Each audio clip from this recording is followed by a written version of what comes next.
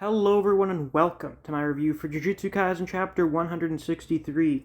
We got a very good chapter this week, which makes me a little more bummed than usual that we're going to be on break next week. So in the meantime, I'll have some videos coming out next week in the place of Jujutsu Kaisen reviews and reactions. Next Friday, I'll be having a video talking about the strongest curse spirits, and then on Sunday, for Halloween, I'm going to be having a rambling about the Hellsing manga, which I'm reading right now. So if you're looking forward to those and you're not subscribed, you should do that. And click that notification bell as well so you don't miss any of my uploads. I guarantee, if everybody watching this right now who's not subscribed, click that subscription button, we'd reach our 2021 goal of hitting 4,000 subscribers in no time. So yeah, with that out of the way, let's get on with the review. This week's chapter is very interesting, as I may have already said, because it surprised me a little bit in a couple ways. For starters, we got a little bit of a flashback of Amai, and kind of got a little bit of an idea of what his personality is like for the most part, and what we get from it made me believe wholeheartedly, if you go back and watch my reaction, that, oh yeah, this guy's the liar. He's the one who's taking them to the dude who we find out later in this chapter is named Reggie. Because his ideology is basically, if you are a weak person and you find yourself in the presence of prideful beasts, of people stronger than you that have a very big ego, what you should do is just go along with whatever they say and do. Because then they'll be like, cool, whatever, I guess. You can hang out with us or whatever. Because then nobody else is going to bother you. And then you get the benefits of being associated with these people. And that is presumably the ideology that he's carried along with him into the Cullen game. Or at least, that's probably what we're led to believe by starting off the chapter with this. And then we get a little bit of a scene where Amai has his first interaction with Yuji a few years ago when Yuji was still in middle school, and Yuji beat up a bunch of these preppy bully dudes who were kicking the shit out of some kid. And Yuji didn't kick Amai's ass because Amai was like, don't worry about me, I'm not going to try to fight you or anything, I wasn't bullying this dude or anything.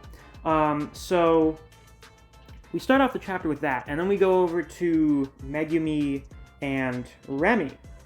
And this is where we get the reveal of who is actually the liar. So, as stated last week, on the one hand, Remy is super obviously not trustworthy in the slightest. Not trustworthy at all.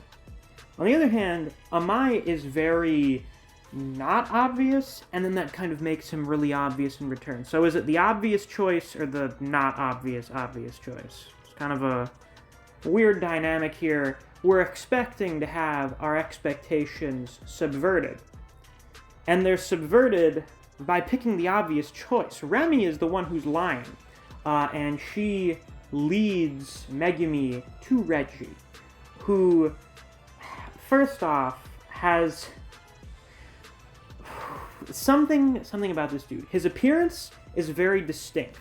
Just the way his face is structured and everything looks very different from pretty much everyone else in the series. I get the impression that he is not from Japan. I don't think he's Japanese. Reggie is not really a Japanese name. I think that's like one of the few sort of Western names that we've gotten for anyone in the series other than Miguel, I guess. And you know what? He kind of looks like a Reggie, I can't lie. But this fucking guy is wearing all of these little paper tabs like a ghillie suit, with no pants on. So he's still in his underwear, and he's wearing all of these little papers like a big coat or something. So, imagine someone walking around in like a big fur coat with no pants on. That's kind of what he looks like, except the fur coat's made of paper, so it's even more fucking ridiculous. This guy is kind of hilarious. This is one of the funniest things in the entirety of Jujutsu Kaisen, is just this dude's appearance. The way he... I get I feel like it's supposed to be kind of intimidating, because Megumi is trapped between Reggie and Remy in this hallway. And Reggie just sort of introduces himself here as like, aha, you were duped, you've been lured into my trap. And he's wearing a bunch of receipts or something. It's amazing. So I guess Remy really is the scorpion on the toad. Well, as strong as she says Reggie may be, these guys are probably going to get their asses kicked. Megumi summons Divine Dog. Some people thought it looked like Divine Dog got summoned on top of Remy. I'm not sure, because there is like a little splash or something underneath Divine Dog's feet, but I think that may just be sort of like the shadow goop that Megumi's Shikigami come out of. I don't know if Remy would just get like instantly off-screen like that. I don't think so. But Megumi is not one of the strongest characters in the series, but these idiots are not either. Megumi is probably the strongest of the main original trio. You know, now that Yuta's here, obviously, Yuta is probably one of, if not the strongest characters who's not trapped inside of another teenage boy or a Rubik's Cube. So we don't include Yuta. Yuta is a separate entity here. Megumi is the strongest of the main cast at the moment, I guess. So he is not to be trifled with. That, in combination with how serious he is right now, how badly he wants to rescue Sumiki, and just has no patience for any of this shit, tonight is the night bitches die. He is gonna kill these fucking people. Probably. Maybe. I have seen a theory that maybe he sort of brute forces them into following him, like they get intimidated, and they're cowards. They're using sort of cowardly tactics. So they're just like, oh my god, Megumi, you're so strong, please don't kill us, we'll do whatever you want. Maybe that'll happen, but Megumi himself has said, I don't have any problems getting 100 points. I'll kill people, I don't give a shit. So who knows what's gonna happen. Megumi may be going down a little bit of a darker path here, which I don't mind. It's pretty understandable in this scenario. Looks like everyone who's a member of the Zenins just really does not go down a good path in life. Toji, Maki, Megumi, really the entirety of the Zenin clan were pretty terrible, but you know, those guys were off. Well, actually, no, those named three were all the ones going off doing their own thing. The Zenin clan themselves should be the one that we're basing that off of. But they were all assholes. They were all terrible pieces of shit. So even Megumi in like a bloodthirsted state is a significantly less shitty person than most of his relatives. So, yeah. Obviously, if Remy was lying, that means Amai is telling the truth. And Yuji is led to Higuruma, who is currently hanging out in a theater in a bathtub filled with water. Now, something important to question here. Did Higuruma bring that bathtub out here and fill it with water himself? I find it very unlikely that there was just a bathtub full of water here out on the stage. Yeah, he did. And that just makes him all the more amusing.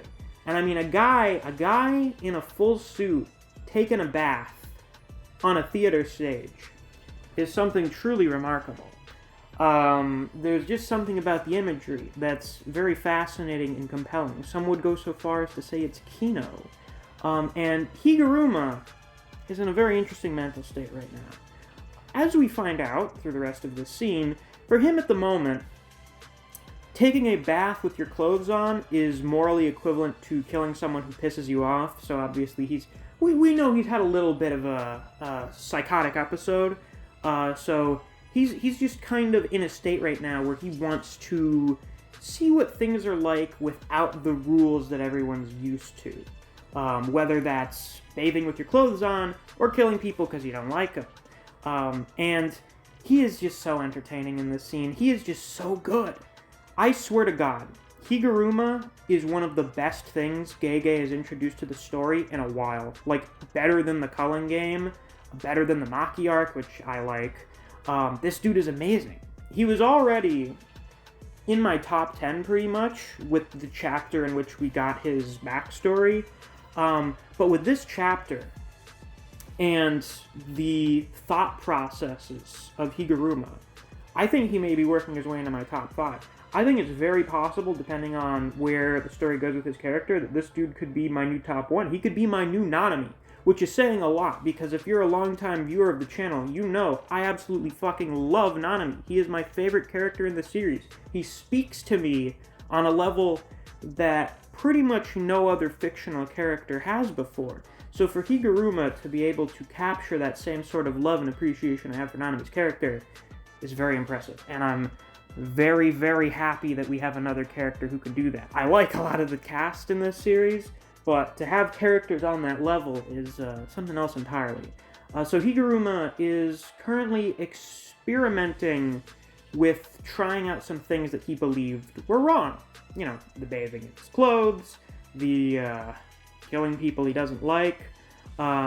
He calls himself a little bit of a delinquent and asks Yuji if he's gonna laugh, and Yuji says it is a little funny. And when Yuji says that he wants to talk to him, Higuruma says that he needs to pay a consulting fee of 5,000 yen for every minute. And then says he was just kidding and he wanted to pretend to be an asshole lawyer for a second. So this dude is so good. This guy is amazing. Is incredible that we are 3 chapters into the Culling game full on now. Like, the Culling game has started, and there's already a character that I like this much. This is great. This is probably thanks in large part to having so much set up for the Culling game. I mean, we had, like, over 20 chapters worth of setup. Nowhere near as much as Shibuya, because with Shibuya, pretty much everything after, you know, Kenjaku's introduction, the introduction of the disaster spirits, everything after that was set up for Shibuya. So the setup for this arc was a lot shorter, but it did its job. It did its job setting up who the players are going to be. This setup was instead for who are going to be the people that we are going to be focusing on for the next, who knows how many chapters, 50 or more, depending on how long this arc's going to be. And, you know, someone like Higuruma, at this point already, just 3 chapters in, is a very good result of that kind of setup. He's awesome. So, Yuji thinks that since Higuruma is not one of the past sorcerers who's been reincarnated, that he'll be more reasonable. And this is where Megumi's mistake comes into play, because Megumi realized through Remy telling him, like, yeah, a lot of the new sorcerers in here, the experiences of being in here, how, fight or die it is. A lot of the sorcerers here, it doesn't matter if they're from the past or not. So it was because of Megumi's mistake in telling Yuji this that he thinks Higuruma is going to be way more reasonable than he actually is. So when he tells him that he wants to end the Culling game, or, give people the option to leave, Higuruma says no. Because the laws of the Culling game are real. They cannot be broken as long as you're within the game. Unlike the rules of the real world, the laws of society and stuff. The legal system, which can just kind of be ignored and broken all the time.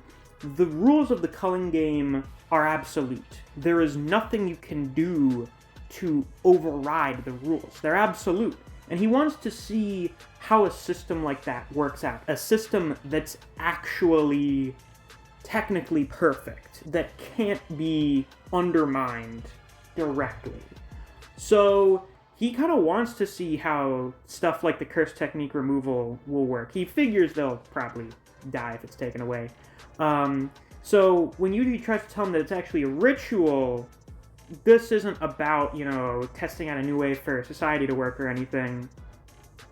Higuruma says no, the Culling game wants to run on forever. So at that point, Yuji's like, listen, if you're not going to listen to me right now, I'm going to do that shonen protagonist thing where I kick your ass, and then after getting beaten up by me, suddenly you become way more reasonable and willing to talk. In which case, Higuruma's totally willing to fight. Gets out of the bathtub, summons his Shikigami, he's got the gavel out in his hand, And this is where he says, killing someone who pisses you off feels a lot better than you'd think. So, yeah, this chapter did a really good job setting up these first two big fights that we're going to be getting from the Cullen game. The two more interesting aspects of it are Megumi's descent into being kind of a darker character, kind of a more cold-blooded character, and Higuruma, just kind of Higuruma in general. He's so fascinating. What I really look forward to with Yuji's fight with Higuruma, that's the one I'm personally more interested in. The Megumi one is more so just me seeing, me wanting to see Megumi beat ass. Just me wanting to see him absolutely bulldoze people is going to be fantastic. With Yuji's fight with Higuruma, we have Higuruma's new worldview. The worldview that's come about from his old worldview being kind of destroyed by his terrible experiences. But Yuji, post-Shibuya, the deaths of all of those people on his shoulders, and his newfound belief that he is nothing more than a cog in a system. He is part of the rules for this world, pretty much. And I want to see how Yuji will be judged by Higuruma. Of course, we're going to find out what this Shikigami of his does. I'm very fascinated by how that's going to work. But this is going to be a big moral, ideological thing for the both of them. And those are pretty much always my favorite kinds of fights in a lot of series. And with how good a lot of Jujutsu fights are, needless to say, I'm very excited to see how that turns out. Fortunately, we're going to have to wait 2 weeks to see how that goes. But as I mentioned at the start of the video, I have some stuff that we'll be doing in the meantime, so hopefully the wait won't feel quite as long here. So with that, that's all I've got to say for this week's review. If you enjoyed, please be sure to like, comment, subscribe, and click that notification bell so you don't miss any of my uploads. I do Jujutsu Kaisen chapter reactions and reviews every week. We get a new chapter, and in the meantime, I think of some other stuff to do. If you enjoy discussing Jujutsu Kaisen with other people, or you just enjoy the content I produce in this channel, I highly suggest you check out my Discord server. I have linked to that down in the description.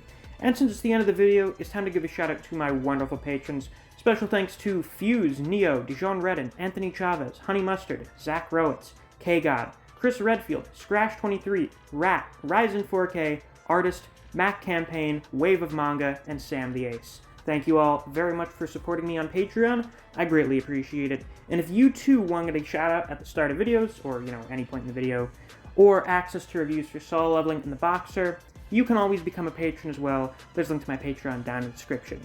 Thanks for watching. I'll see you guys around. Take care.